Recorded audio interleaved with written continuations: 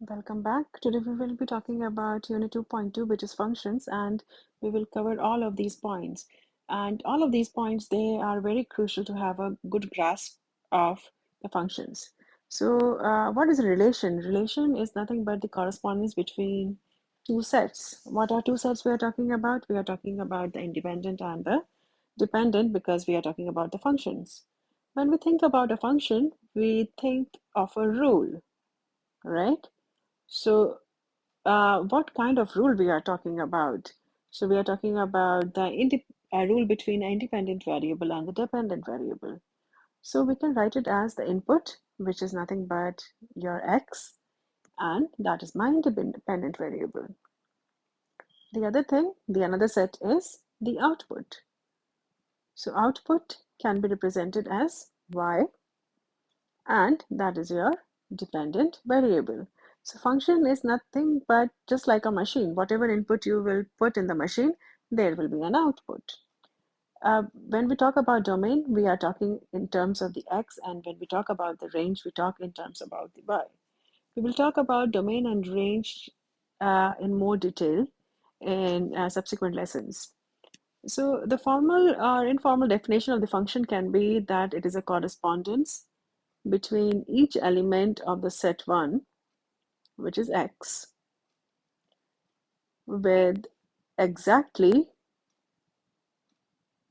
one element in the set B, which is nothing but the y, or the dependent variable, right? In a machine, uh, a cookie batter will turn into a cookie. It will not turn into something else. So the same thing goes with this chart. If you look at this chart properly, set A is the domain, which is the input, and set B is the range, that is the output. For every input, that means, for example, the input was 1, the output was 9. When input was 2, the output was 13. So every input has one output.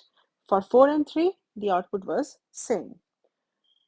Now, there is something called one-to-one function. So when we are talking about one-to-one function, it is a function for first set to second set and second set to a first set.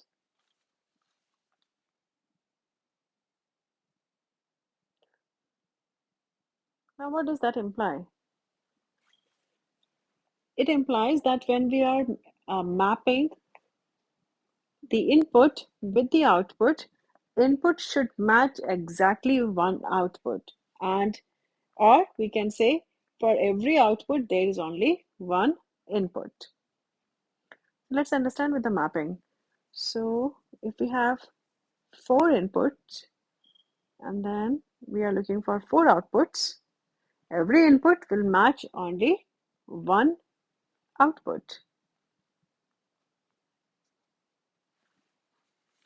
We can understand it with one example. So for instance, if we have f of x as x minus 4, so in this case, this is your one-to-one function. The reason is it will produce the different y values to every different input. When x is 0, y is negative 4. When x is 4, the y is 0. When x is 2, then y is negative 2, right? So that this is called a one-to-one function. It produces a different y values for every input x. On the other hand, if we take the function as f of x is equal to x squared, this is not a one-to-one function. The reason is this. If I take the value of x as negative 2, for instance, f of x will give you 4. If I take the value of x as 2, then again, it will produce the value as 4. So two different inputs, they are producing the same output. This is not one-to-one function. It is a function, but not a one-to-one function. Now, we talked about function, we talked about one-to-one function. Let's talk about function notations. So there is a proper way to write the function notation. When we say input, we are talking about x. When we are talking about output, we are looking for f of x or y. We can say y is equal to f of x. What does that mean? It means y is a function of x. For instance, we can write the equation as f of x is equal to 1 minus x squared. So this is how you will write the function notation. It can be, example can be so many, but this is the basic structure. X is the input and y is the output, and y is equal to f of x. Let's go in deep about the function and understand the basic characteristics of the function and what cannot be characterized as a function. So few important points. First, for every input, there is an output, the very basic thing.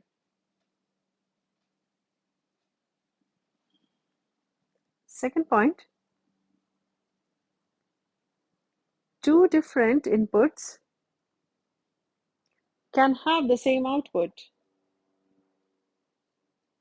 We are not talking about one-to-one function in this case. We are just talking about function in general. So two different inputs can generate the same output,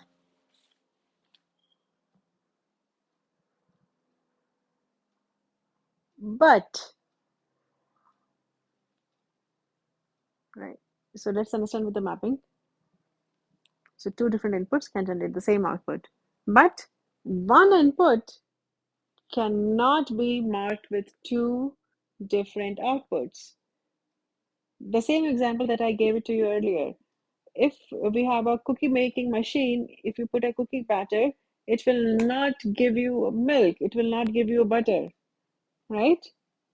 So the same way, one input cannot be marked with two different outputs. It is not that you will get a cookie as well, and the another time you will get milk out of the cookie batter. It is not going to happen.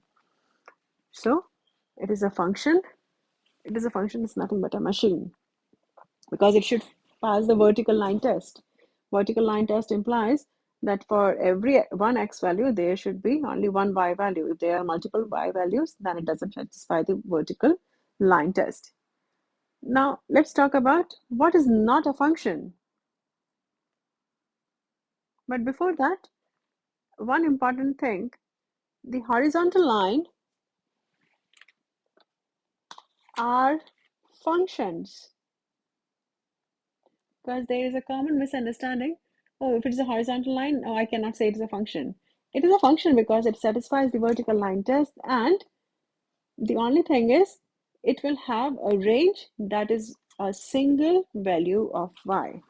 Because you will create a horizontal line for y is equal to b scenario only, right? So it is a function. Now let's talk about what cannot be characterized as a function. So number one, we can say that vertical lines are not functions because they fail the vertical line test. Second, a function, for example, y is equal to plus minus radical x, or something like x squared plus y squared is equal to 0. These are just two examples that I have taken. They are not functions. Why they are not functions? Because at least one x value will have two or more y values. At least one x value will generate two or more y values because it is squared. It is a square root. That is why it is not a function. Let's build up on this. Let's talk about something very important, that is the domain of the function. Because y is dependent on x. And when we are talking about x, we are talking about domain. Now understand it. So domain is the set of all values that x can take. It is just a bag. Domain is nothing but a bag from which we can take different x values, right? Now, to define a domain can be defined two ways. It can be defined explicitly or implicitly.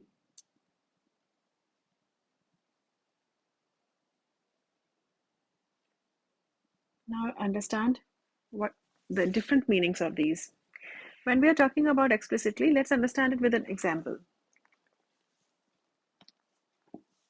Let's say f of x is equal to x squared, and we are also given that x should be greater than 0.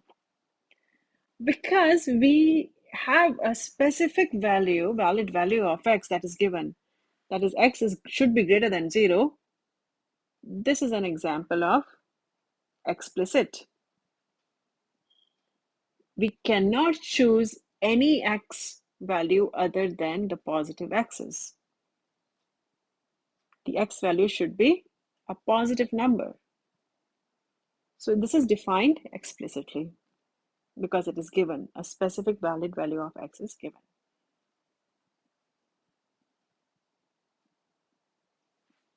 Right? So we cannot choose any x other than the positive x. On the other hand, for implicit, if I take the same example but with a twist, if I say f of x is equal to x squared only, we are not defining what should be x.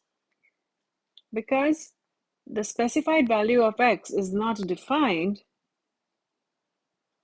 domain will be all real numbers. It can take a positive number, it can take a negative value of x. So all real numbers. So what we can conclude from here, we can say when a domain is defined implicitly, then domain is the set of all real numbers for which the expression is defined.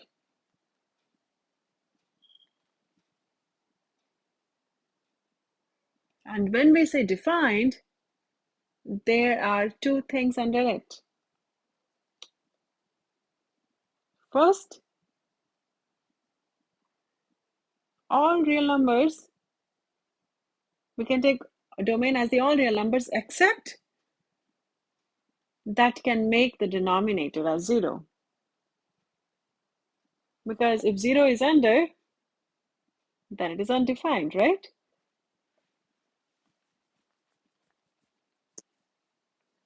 So this is valid for when we're talking about the denominator, we are talking about the rational function in this case. And the second, we can take all values of x for domain, but we need to avoid even roots of negative numbers.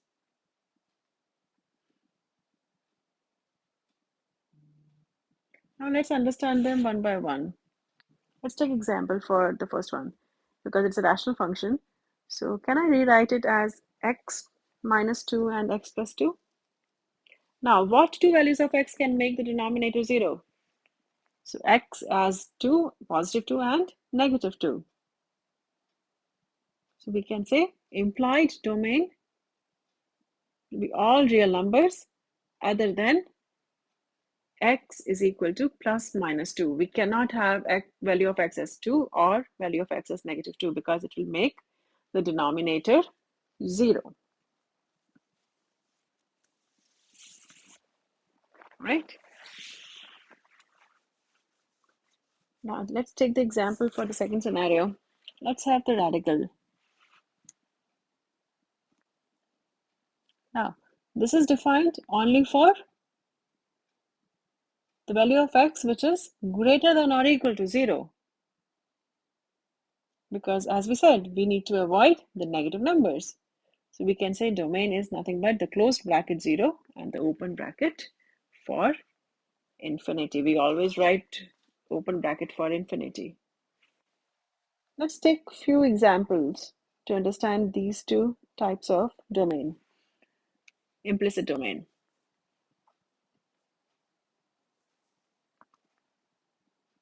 So in the first one, we have the rational function. That means we are looking for denominators. So what will be the domain? We can put denominator equal to 0 to understand what number we cannot take. So we cannot take -5. We can say domain is all real numbers except x is equal to -5. So whenever it is a rational function, put the denominator equal to 0 and whatever x value you will get, that is your domain restriction. This one. Let's take the second example.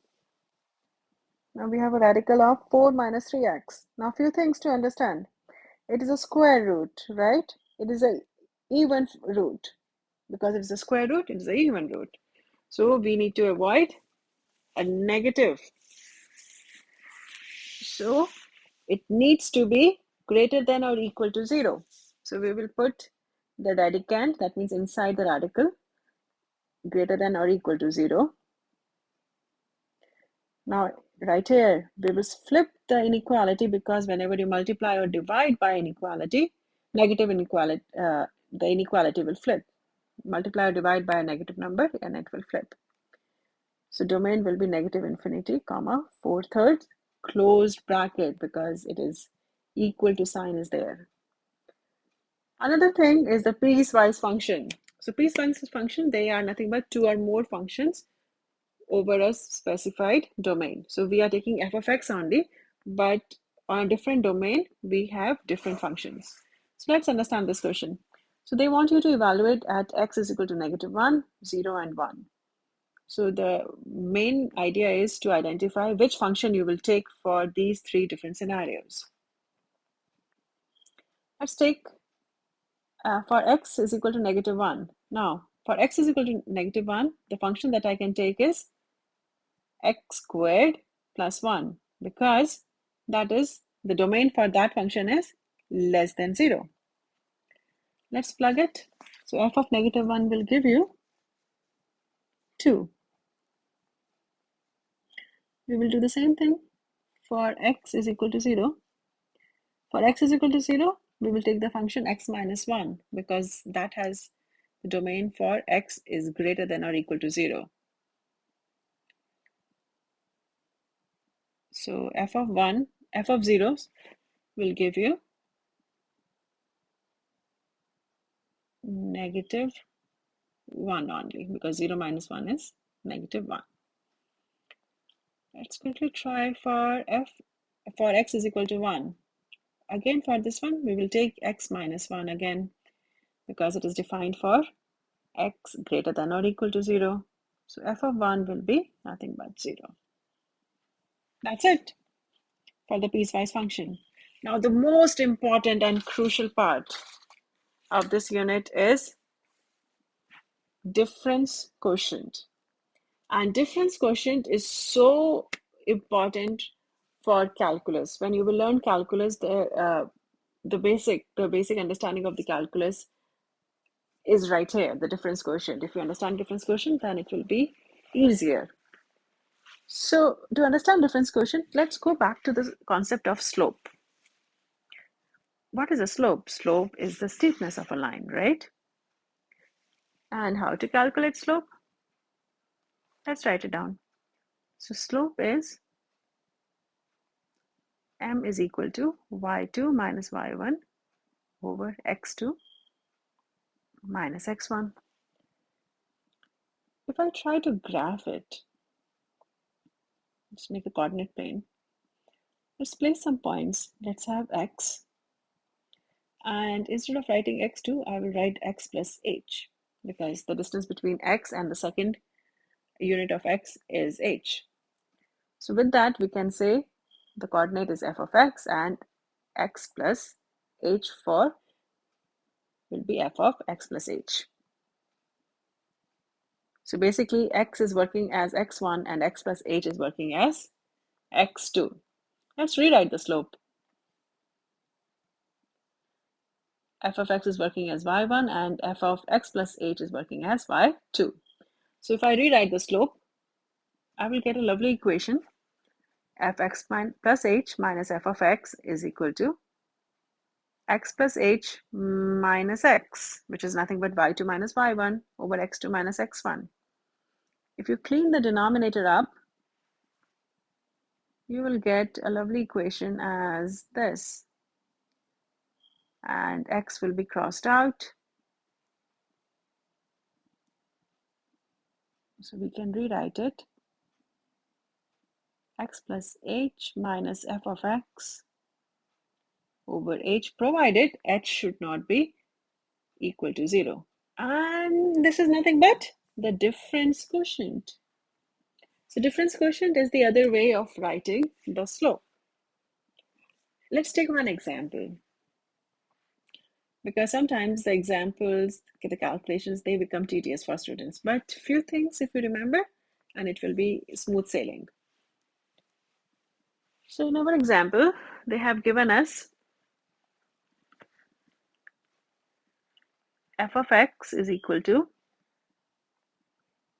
x squared plus 2x minus 3. And they want us to find out the difference quotient. This is a formula for difference quotient, the other way of writing the slope. So if you know how to write the slope, you know how to write the difference quotient. Now I have f of x. I need to write f of x plus h. So what we will do, we will replace x by x plus h and rewrite the equation. So it will be x plus h whole squared plus 2 times x plus h, and 3 will remain as it is. So now we have f of x, now we have f of x plus h. Let's plug everything back in the difference quotient. So we can say x plus h whole squared plus 2 times x plus h minus 3 minus, and put everything of f of x in the parentheses because we have a negative and we need to distribute negative with the whole entire f of x. So it's a good idea to write f of x in the brackets first and everything divided by h. Let's open the bracket. The first thing, x plus h, is in the form of a plus b whole squared, and you should know what is a plus b whole squared, which is a squared plus 2ab plus b squared, and we can apply the same thing here. And if you distribute 2 with x and 2 with h, and minus 3. Now carefully distribute negative with the whole entire f of x, everything divided by h. Now the fun part, we can cancel out few things here. We can cancel out x squared, 2x, and also 3, because one is positive and one is negative. So you will be left with 2xh plus h squared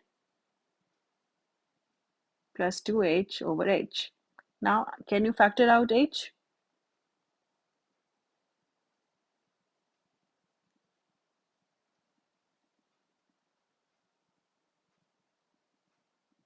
Divided by h, and then fun part again, cancel out h.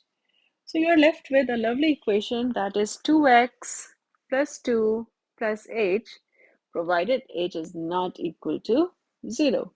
And this is what we are looking for. This is solving with difference quotient. I hope it made sense. Just keep on practicing the whole entire chapter, and I will see you with 2.3. Bye-bye.